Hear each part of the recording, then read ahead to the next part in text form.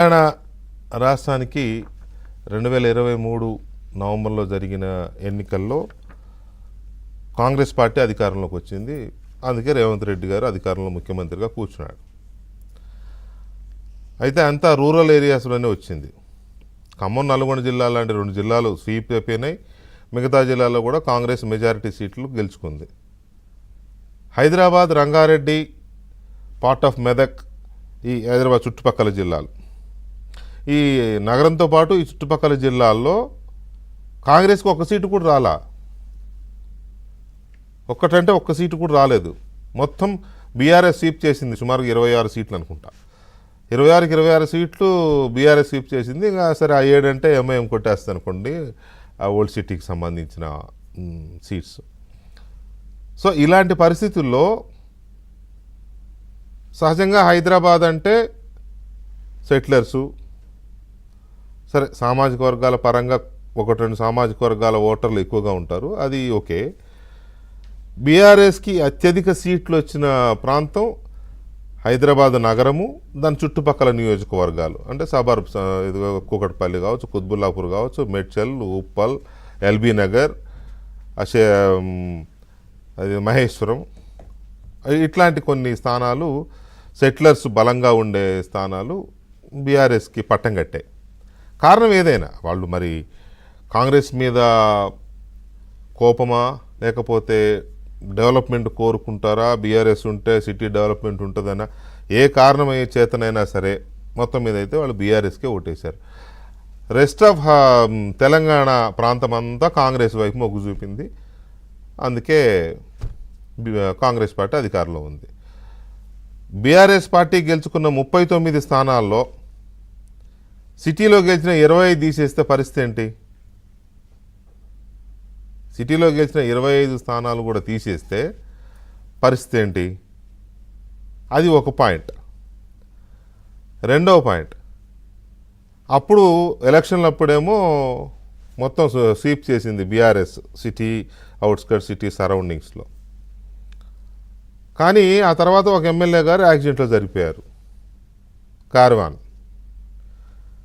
చనిపోతే ఆవిడ సిస్టర్కే టికెట్ ఇచ్చింది బీఆర్ఎస్ పార్టీ.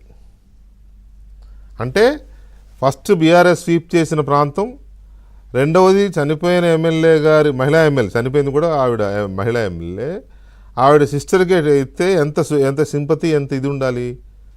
అయినా కాంగ్రెస్ అక్కడ ఉప ఎన్నికలో గెలిచింది. అంటే BRS losing it's ground in city. BRS Hyderabad సిటీలో లేకపోతే సరౌండింగ్స్లో తన గ్రౌండ్ కోల్పోతోంది. కారణం ఏదైనా కావచ్చు. నేను ఇక్కడ కారణాలలో అంత డీప్గా వెళ్ళడంలా, ఓన్లీ అక్కడ ఉన్న పల్స్ మాత్రమే చెబుతున్నా. ఇలాంటి పరిస్థితుల్లో అరే ఆంధ్రోడా, ఎక్కడి నుంచి వచ్చారో నువ్వు, తరిమి కొడతాం బిడ్డ అనే డైలాగ్స్ బీఆర్ఎస్ పార్టీకి కొత్త తలనొప్పి. ఇది చేసింది ఎవరు అంటే కౌశిక్ రెడ్డి.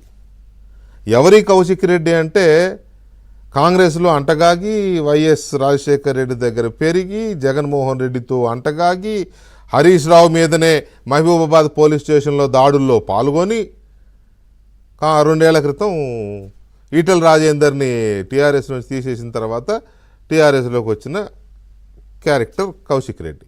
ఆయన సరే ఇప్పుడు ఎమ్మెల్యేగా ఉన్నాడు, ఓకే మంచిదే, యువకుడు, నవ యువకుడు, 6 అడుగుల ఆజానుబాహుడు, నాలాగనే మంచిదే, బాగానే ఉంది. నోరు దాంతో ఏమైపోయిందంటే ఇవాళ బీఆర్ఎస్ పార్టీకి పెద్ద హెడేక్ తయారైంది. సరే వాళ్ళు ఎమ్మెల్యే కాబట్టి గాలి వదిలేస్తే వదిలేశారు అంటారు కాబట్టి మరి సమర్థించుకోవాలి. కాబట్టి పాపం హరీష్ రావు గారికి తప్పల, ఎందుకంటే ట్రబుల్ షూటర్ హరీష్ రావు గారు.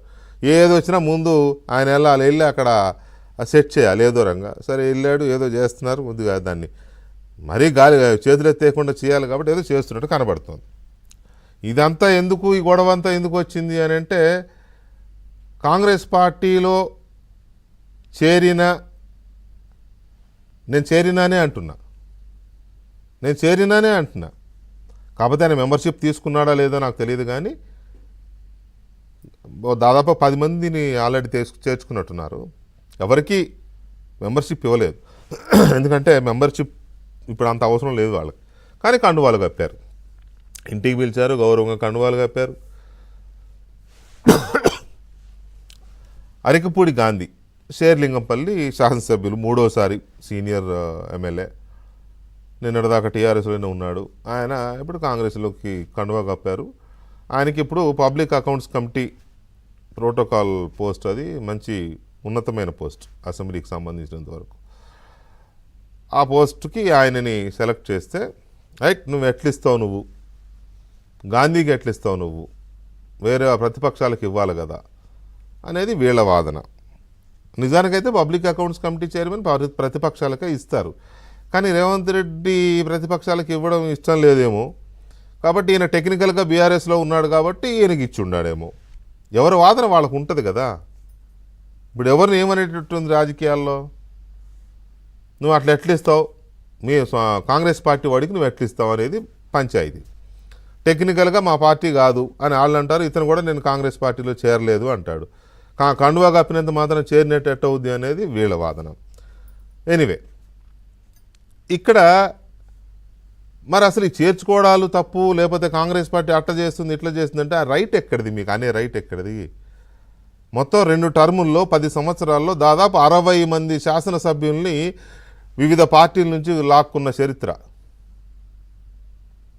ఒక ఆయన అయితే అట్లా లాక్కొని ఇట్లా మంత్రిని చేశారు, ప్రమాణ స్వీకారం చేశారు. ఆనాడు దారుణం ఏంటంటే రాజ్భవనే తప్పు చేసింది. రాజ్భవన్ ఇట్ సెల్ఫ్, గవర్నర్ గారితో కూడా కేసీఆర్ గారు తప్పు చేయించేసి మంత్రిని చేశారు శ్రీనివాస్ యాదవ్ గారిని. సరే, ఓకే, చేశారు. అప్పుడు ఇవేం గుర్తురాలా, ఇప్పుడు మాత్రం అన్నీ గుర్తొచ్చాయి. సరే, ఆ గొడవ ఏదో నడుస్తూ ఉంది, వాళ్ళ విమర్శలు వీళ్ళ విమర్శలు. కానీ ఈ కౌశిక్ రెడ్డి అనే క్యారెక్టర్ ఎంటర్ అయ్యి దాన్ని మొత్తం కంపు చేసేసాడేమో అనిపిస్తుంది పాపం బీఆర్ఎస్ నాయకత్వాన్ని. మొత్తం నిన్న వచ్చాడు, ప్రెస్ మీట్ పెట్టాడు, పార్టీలు మారిన ఎమ్మెల్యేలారా మీరంతా ఆడంగులోలరా అని చీరలు గాజులు పంపిస్తున్నాయి, ఇవన్నీ వేసుకోండిరా అని వాళ్ళని నోటుకొచ్చింది తిట్టాడు. కాంగ్రెస్ మహిళా నాయకురాలు బండ్రు శోభారాణి వెంటనే ప్రెస్ మీట్ పెట్టి చెప్పు చూపించింది, మహిళలను అవమానించినా ఇంకోసారి ఎన్నిటైనా ఊరుకోనని. అది అంతటితో ఆగల. రేపొద్దున గాంధీ ఇంటికి వెళ్ళి జెండా ఎగరేస్తా, బీఆర్ఎస్ జెండా గాంధీ ఇంటి మీద ఎగరేస్తా, రెచ్చగొట్టే ప్రకటన. పొద్దున పోలీసులు ఆయన అవజారెస్ట్ చేశారు. అధికార పార్టీ ఎమ్మెల్యే కాబట్టి కొద్దిగా చూసి చూడడు పోతారేమో, ఆయన ఇంటికి వెళ్తా అని చెప్పి ఆయన ఇంటికి వెళ్ళాడు. అక్కడ మంచి సినిమా, మంచి ఆ విజువల్స్ ఏంటి, మంచి అడావుడే జరిగింది అక్కడ. ఇప్పుడు రచ్చ అయిపోయింది. రేపు 11ంటికి నీ ఇంటికి వస్తా, అసలు సినిమా అక్కడ చూపిస్తా, చర్యకు ప్రతిచర్య చూపిస్తా అని రంకెలు వేస్తున్నాడు, తొడలు కొడుతున్నాడు ఈ మహానుభావుడు. ఈ తొడలు కొట్టే క్రమంలో గాంధీ నాకు తెలిసి ఇక్కడే పుట్టాడు, అరికపూడి గాంధీ గారు ఇక్కడే పుట్టాడు. నువ్వు ఆంధ్ర ఓడివి, కమ్మోడివి, నీ అంత చూస్తాం బిడ్డ, నీ సంగతి చూస్తాం బిడ్డ, తరిమి కొడతాం బిడ్డ, మా తెలంగాణలో నువ్వేందిరా, ఎందుకు ఇవి? నిన్నటిదాకా నీ పార్టీలోనే ఉండే, మీ నాయకుడు ఆయనకి టికెట్ ఇచ్చి గెలిపించుకునే, ఆయన తెలుగుదేశంలో ఉంటే ఆయన ఫస్ట్ చేర్చుకునేది ఈయన్నే చేర్చుకుంది ఫస్ట్. కేసీఆర్ గారే తీసుకొచ్చుకున్నాడు, 2 పెట్టుకున్నాడు, 2 సార్లు టికెట్ ఇస్తే ఆయన గెలిచి వచ్చాడు బ్రహ్మాండంగా, మంచి మెజార్టీలతో గెలిచి వచ్చాడు. నిన్ను ఆయన పార్టీ మారంగానే నువ్వు ఆంధ్రోడు కమ్మోడు అని అంటే మీ దగ్గర ఉంటేమో సంసారి, అవతలకి వెళ్తేనేమో సంసారి కాదా?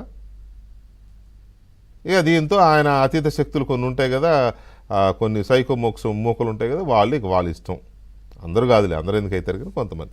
సో ఈ రకమైన ఇది ఇప్పుడు బీఆర్ఎస్ పార్టీ నాయకత్వానికి, ప్రత్యేకించి కేసీఆర్ గారికి, హరీష్ రావు గారికి, కేటీఆర్ గారికి ఇది ఒక హెడేక్ క్రియేట్ చేశాడు కౌశిక్ రెడ్డి.